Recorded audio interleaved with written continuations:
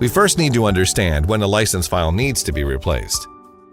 A license file needs to be replaced in the following scenarios. Hardware RTU licenses or service licenses need to be added, or the license capacity needs to be expanded. A non-commercial license needs to be replaced with a commercial license before entering the grace period.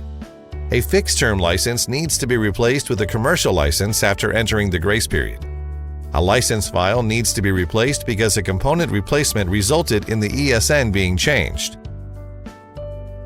Before replacing a license file, run the license revoke command to revoke it, and then apply for the target license file according to the activation process. After obtaining the license file, check whether the license file matches the device. To check the ESN of the device, run the display license ESN command. Then use the text editor to display the license file. Check that the ESN displayed in the command output is the same as that in the license file to be activated. Because each license file is bound to a device, ensure that you upload each file to the correct device if there are multiple devices. Otherwise, activation of the license file may fail. After completing the check, upload the license file to the device's main control board.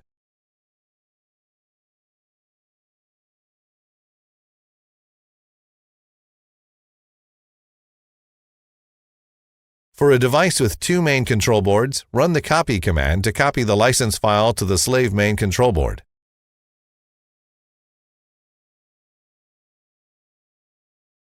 Run the license verify command to verify the license file. If the verification succeeds, run the license active command to activate the license file.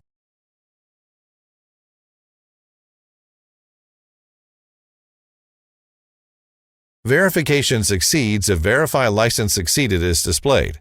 It may fail if the license fail is invalid or if ESNs, versions, or product types do not match. In this case, you need to apply for a new license file and then activate it. After the license is activated, run the display license command to check whether the license is running properly and whether the license items meet requirements.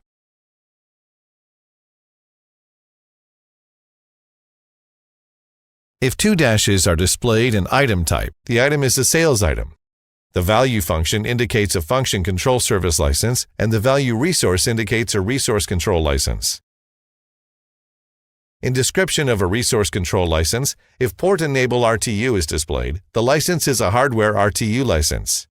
In description of a resource control license, if port enabled RTU is not displayed, the license is a resource control service license. Typically, you should check whether the license items and the number of resources meet project requirements. If you find any exception, contact the project sales personnel.